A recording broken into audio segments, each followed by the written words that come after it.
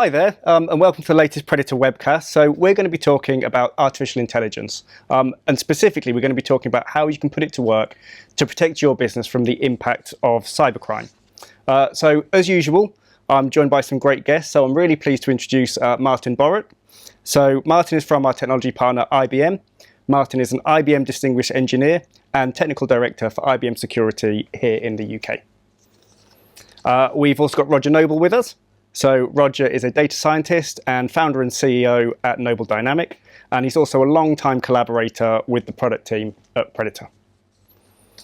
And finally, we've got Rick Norgate next to me.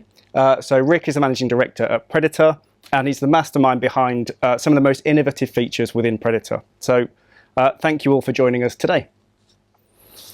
So before we kick off the conversation, I'm going to just take a quick moment to explain how this session is going to work.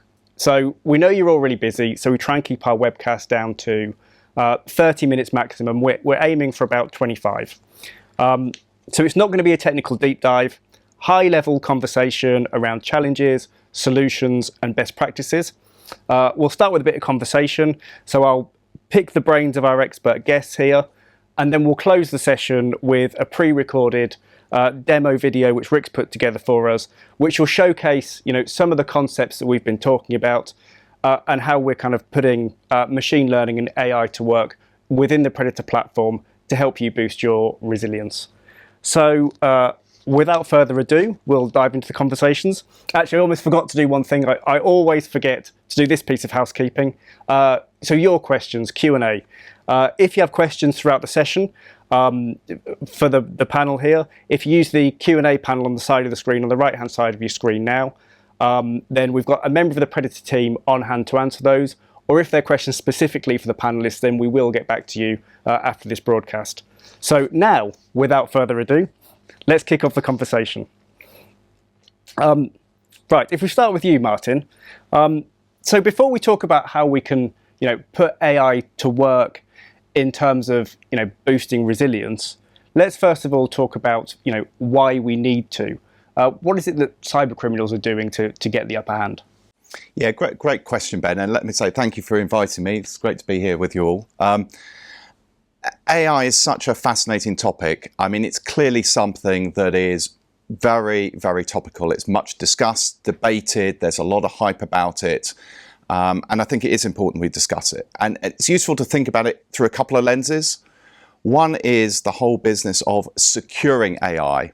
Now, I know that's not a topic we're going to get into in depth, but it's worth the audience thinking about. How am I going to secure those large language models, the use of AI? But from a threat perspective, there are also two angles. There is, how can we leverage these AI capabilities in our solutions? But just as we're doing that to create better defenses, better detection, we have to recognize that the bad guys, the bad actors, our cyber adversaries, are out there also thinking actively about how can we exploit this great technology innovation to their benefit. For example, to create more realistic phishing campaigns, to craft emails and communications that look more and more realistic, as if they're coming from someone you know. And we know that's going on. We know that from our X-Force research. We publish that every year.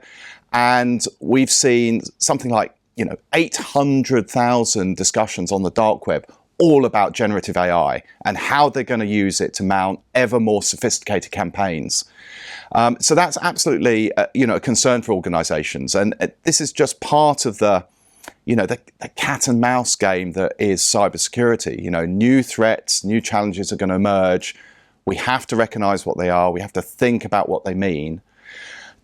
The good news, if you like, is that we didn't see any, substantial campaigns using those techniques in 2023. So we haven't seen it at scale yet. But we know, and we can see in the dark web, tools being developed like Fraud GPT and Worm GPT, similar to Chat GPT, but with bad intents. Those tools are out there and being developed.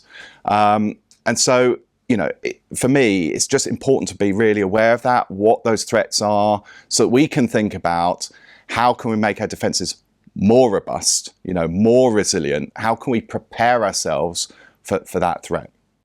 Excellent. Thanks, Martin. So I mean, it always feels like, the bad actors, the cyber criminals, are a step ahead, and it feels like now we're maybe on the verge of them, taking, further steps, getting more ahead of the game.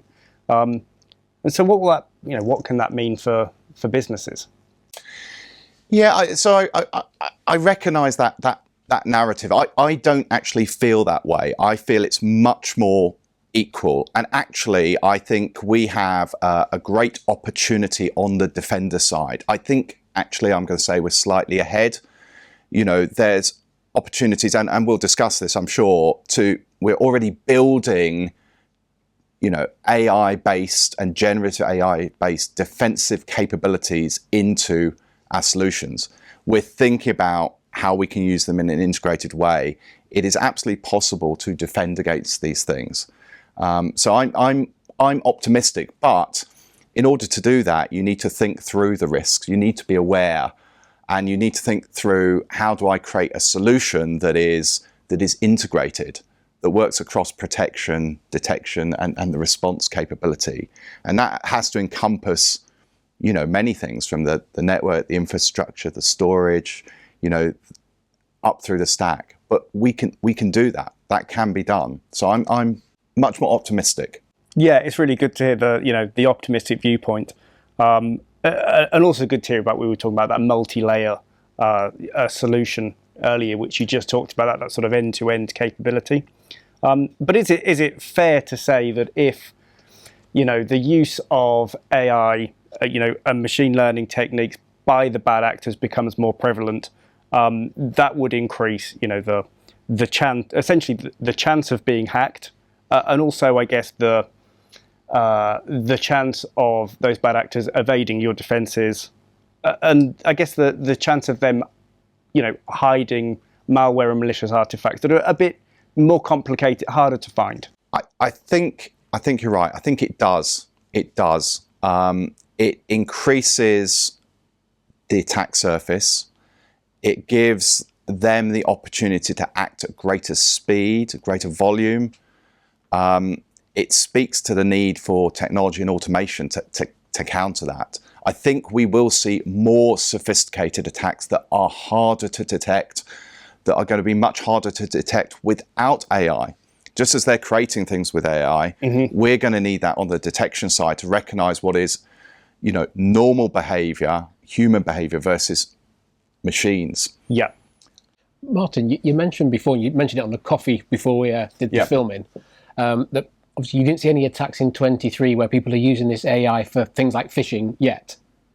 Obviously you see that a lot in the news where it's being used for things like disinformation, where obviously it's been things pushed on social through AI. I'm really surprised it's not being used from a cyber point of view. Why do you think that is? Is it just not mature enough, or is it something else? It's a maturity critical mass. So we didn't see any campaigns. Yeah.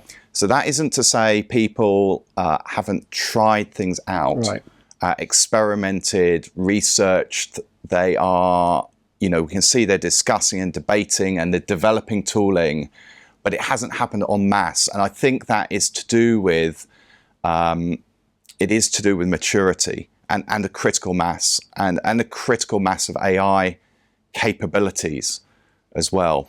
I think it will come. I do think it will come. But I think that we have an opportunity by preparing and planning to get ahead of that curve, by looking at the research, by thinking about our strategy. I think we can get ahead of it. I think we can keep abreast of it.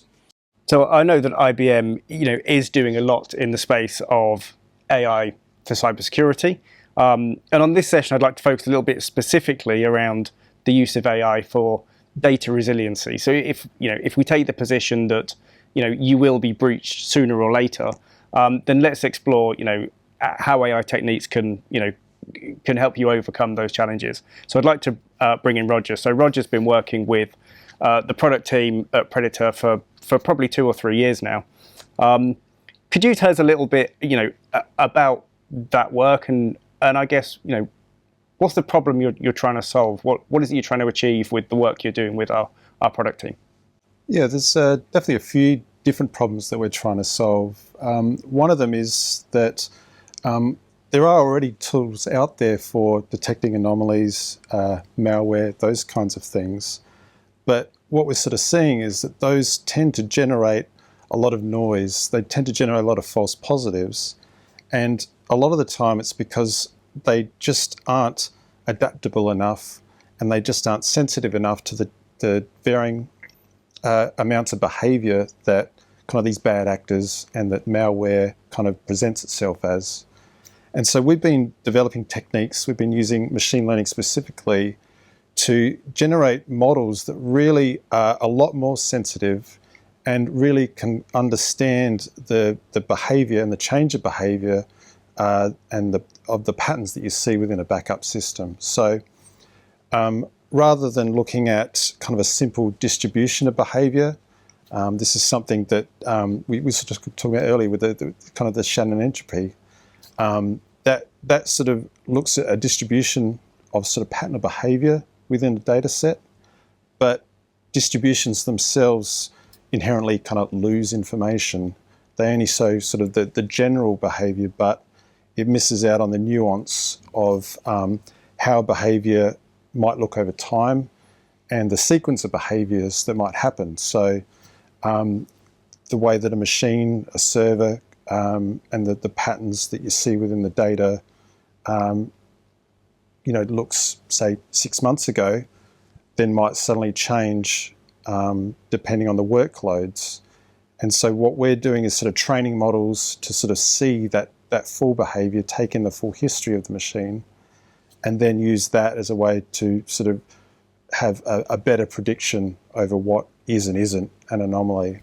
So this is about then, when organizations have these, I guess, large storage environments, and there's lots of moving pieces, there's lots of moving data in there anyway, which is perfectly normal behavior. It's people saving files, it's the backup happening day in, day out. It's peaks and troughs in natural business activity. I think what you're saying is the work you're doing with machine learning is sort of, really helping to kind of filter through the noise of everything that's going on in a way that's far more sophisticated, far more nuanced, to really pick out what is malicious activity, what's a threat, what's something that shouldn't be happening versus, what should be there. Yeah, I think we already sort of talked about these, these tools, especially AI, can be used for bad as well, and these can really proliferate. So then how do you kind of really take sort of action to sort of try and sort of know what is and isn't an anomaly? And so that's what we're trying to do, is to make sort of people's lives easier so that they have a lot more confidence in these sort of anomalies. I mean, I can build on what Roger's saying with a practical example. So the work that Roger's done with us, we're on our third iteration now of anomaly detection. This is our third model, and it's the most sophisticated one. I guess Roger can talk about the different techniques we're using. On Anomaly Detection 2.0, our second model, we raised anomalies for about 15 to 20% of the backups that were obviously created. With the new model, 0.8% of backups we raise anomalies for. So obviously we're filtering out significantly more noise with this more intelligent model than before, where it was, getting on for a fifth of backups we were raising anomalies for. Now it's less than 1% because the models are much more sophisticated, and it's not just using that kind of a standard distribution curve. Okay, finding less anomalies, but that's actually a good thing because the accuracy is much better. We know those are anomalies which are much more likely to be something. Doesn't necessarily mean they're bad, it just means the behaviour has definitely changed from what's normal. And that could be because it's just changed. Someone's done something that's not normal. Roger, could you maybe elaborate on some of the machine learning techniques that you've brought into Predatar? Yes, really interesting actually, the way that we went about solving this. It wasn't just one model in the end that we went with, but actually multiple models. So we went through a process of looking at the individual kind of data points, the features that were coming in from the data set, the two main ones being the bytes sort of transferred and the deduplication ratio. Those were the kind of the two signals that we had to play with. And then we evaluated 10 different sort of models, 10 different sort of machine learning architectures to see which ones were sort of producing the best results. And of those, we sort of selected 2 in the end that we then use against those 2 sort of streams of data. And that's what we use to sort of get our results. So what the models do, they're both sort of forms of what's known as a long short-term memory, LSTM, sort of architecture, which are really good for time series data, which is what we're dealing with. And we combine the results of those 2 models and then use that to get our output. And what we're looking for is anything that's sort of above what we would consider normal behavior for those servers, for those backups. And then we produce a sort of a scaled result as an output. So we can say that there's either a really high confidence that this is an anomaly or a low confidence, and there's sort of a graduation sort of scale in between.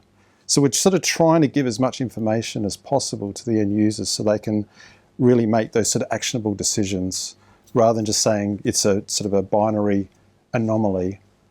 It may not be, and we don't know. It's really up to those administrators, those people that look after the servers, that can really make that call. So it's helping and empowering them to make better decisions sort of through these models. Yeah, okay, so more data points over a longer time period, essentially gives the machine learning a lot more intelligence, a lot more data to go on, which gives users a higher chance of finding the stuff that shouldn't be there, and B, understanding what it is so that they can decide how to respond. If we maybe over to you, Rick, have we got any evidence of how successful these techniques are in finding these anomalies, threats, things that shouldn't be there?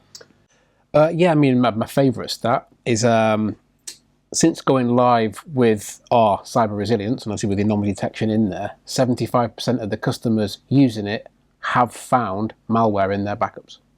And that's through a combination of things detected by the anomaly detection, plus things like scheduled tests that we have running in the background as well. So yeah, 75% of the customers have found things like Trojan horses and malware in their backups that their production XDR tools didn't spot. That really is quite an insightful statistic. So finding malicious artifacts in there that they didn't know were there, that have been replicated into their storage environment. So Roger's spoken a little bit about some of the machine learning techniques that are in place for anomaly detection. But Rick, I understand that there's something new recently released in Predatar that uses AI in a different way, but again to help our users understand their environment and boost resilience. Could you tell us a little bit about Aurora? I can. So Aurora's our new AI, and it's basically what they call an LLM, which is a large language model. It's something we've been building and training for a year. So essentially, if you think about a backup environment in a typical customer, you've normally got multiple backup products, storage products, SIEM platforms, lots and lots of information. And what Predatar's been able to do for years now is bring all of that information into one place. Essentially, what the language model or Aurora lets us do is analyze that information and then use it in really insightful ways. So, for example, you think about that much information, AI is really good at sorting through that, spotting trends, spotting patterns, and then being able to deliver that back to you in a useful way.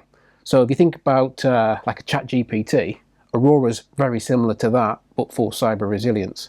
So it'll look at all this information, analyze it, and then it can provide it back to you in non-technical words. So it can give you guidance, it can highlight problems, it can show you what you need to do to fix things. I guess the use cases for it are almost unlimited. Version 1 that we've just launched, what that's designed to do is give you, on a weekly basis, a basically report against your environment. So here's where you're good, here's where you're weak, here's your issues, and it provides all of that back in natural language.